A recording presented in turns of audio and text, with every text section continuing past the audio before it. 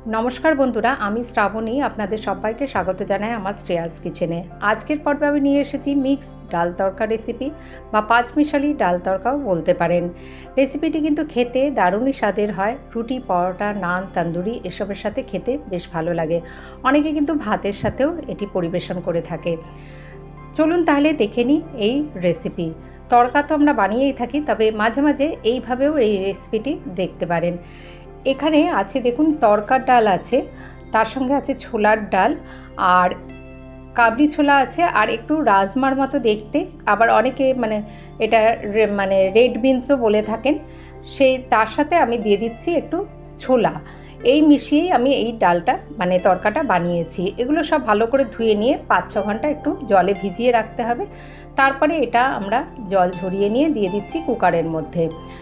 এবারে এখানে দিয়ে দিচ্ছি জল দেবো, সব ডুবে যায় সেই মতো জল দিয়ে তার মধ্যে দিয়ে দিচ্ছি আন্দাজ মতো নুন, দিয়ে দেবো হলুদ গুঁড়ো 1/4 চামচ।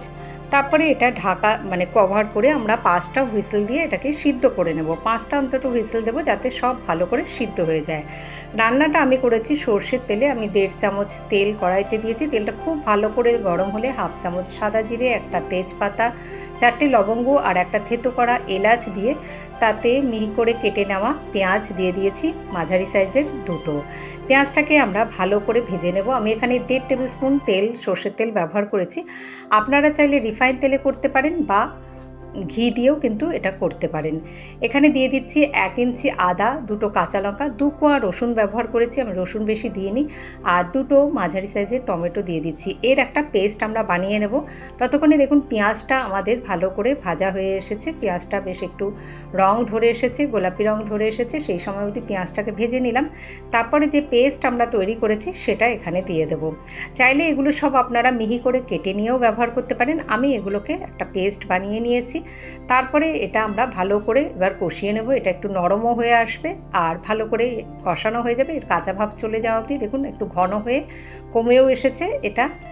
এবারে এখানে আমরা মিশিয়ে দিচ্ছি গুঁড়ো মশলা, দিয়ে দেবো আন্দাজ মতো নুন, কারণ ডাল সিদ্ধ করবার সময় কিন্তু আমরা নুন দিয়েছি। হলুদ গুঁড়ো 1/2 চামচ দিলাম, ধনে গুঁড়ো আর জিরের গুঁড়ো 1 চামচ করে দিয়ে দিচ্ছি। লঙ্কার গুঁড়ো এখানে আমি 1/2 চামচ দিচ্ছি, যেহেতু 2টো কাঁচা লঙ্কা বাটা ব্যবহার করেছি, আর কাশ্মীরি লঙ্কার গুঁড়ো 1/2 চামচ থেকে একটু কম দিচ্ছি। গুঁড়ো মশলাটা দিয়েও আমরা ভালো করে কষিয়ে নেব এর কাঁচা ভাব চলে যাওয়া অবধি। এখানে সামান্য একটু জল দিয়ে দিচ্ছি যাতে মশলাগুলো ভালো করে কষানো হয়ে যায়। এই গুঁড়ো মশলাটা আর এই পেঁয়াজটাও বেশ কষানো হয়ে গেলে আস্তে আস্তে এটা একটু নরম হয়ে আসবে, একটু মজে যাবে। সেই সময় অবধি আমরা এটাকে ভালো করে কষিয়ে নেব। দেখুন তেল ছাড়তে শুরু হওয়া অবধি আমরা এটাকে কষিয়ে নিচ্ছি। এই যে ওপরে কীরকম তেল ছাড়তে শুরু করেছে, মশলাটা আমাদের ভালো করে কষানো হয়ে গিয়েছে। এবারে এখানে আমরা এই সিদ্ধ করা ডালটা দিয়ে দিচ্ছি।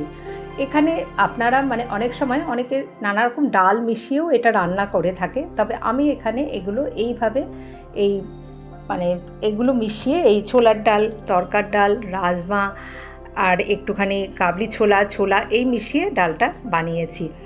এবারে ঢাকা দিয়ে আমরা অন্তত 8-10 মিনিট, একটু জল দিয়ে দিয়েছি, লো টু মিডিয়াম হিটে রেখে 8-10 মিনিট আমরা এটাকে আবার ফুটিয়ে নেব।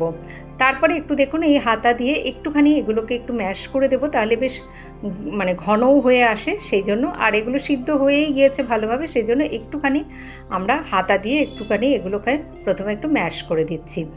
তারপরে এখানে দিয়ে দেবো ধনেপাতা একটু দিয়ে দিচ্ছি, দিয়ে দেবো একটুখানি গরম মশলার গুঁড়ো 1/4 চামচ আর একটু কসুরি মেথি হাতে ক্রাশ করে দিয়ে দিচ্ছি। এভাবেই কিন্তু এটা শেষ হয়ে যেতে পারে রান্নাটা, কিন্তু এখানে আমরা একটা ফোড়ন ব্যবহার করব। আর এই ঘনত্বটা আপনারা যেরকম রাখবেন, দেখুন এই রকম ঘন অবস্থায় আমরা ডালটাকে নামিয়ে নিয়েছি। তারপরে যে তড়কাটা দিচ্ছি সেটার জন্য আমি একটি কড়াইতে দিয়ে দিচ্ছি 2 চামচ ঘি। ঘিয়ের মধ্যে, ঘিটা যখন গরম হয়ে আসবে তখন ঘিয়ের মধ্যে দিয়ে দিচ্ছি সাদা জিরে। ঘিটা একটু গরম হয়ে এলে তারপরে আমি, যেহেতু পরে আবার ঘিয়ের ফোড়ন দিয়েছি, তাই রান্নাটা আমি প্রথমে ঘি ব্যবহার করে আর করিনি। আমি সেই জন্য 1.5 চামচ সর্ষের তেলেই পুরো মশলাটা কষিয়ে নিয়ে করেছি। দিয়ে দিয়েছি 1/2 চামচ সাদা জিরে, দিয়ে দিলাম একটা শুকনো লঙ্কা, 1/4 চামচ হিং আর কাশ্মীরি লঙ্কার গুঁড়ো 1/2 চামচ দিয়ে ভালো করে ঘিয়ের মধ্যে এটাকে একটু মিশিয়ে নিলাম। গরম করে নেব যাতে পুড়ে না যায়। তারপরে সেটা আমরা উপরে ফোড়ন হিসাবে দিয়ে দেব। এতে এর গন্ধটাও ভীষণ সুন্দর আসে আর খেতে তো দারুণ হয়, আর রান্নাটাও কিন্তু খুব সহজে হয়ে যায়। একবার এইভাবে পাঁচমিশালি ডাল তড়কা রেসিপি ট্রাই করে দেখবেন। আশা করি আপনাদের ভালো লাগবে। ভালো লাগলে একটি লাইক অবশ্যই দেবেন, আর আমাকে সাপোর্ট করতে চ্যানেলটিকে সাবস্ক্রাইব করার অনুরোধ রইল। যে সকল বন্ধুরা আমার পাশে আছেন তাদের অসংখ্য ধন্যবাদ জানিয়ে আজ আসি। ভালো থাকবেন সকলে, ধন্যবাদ।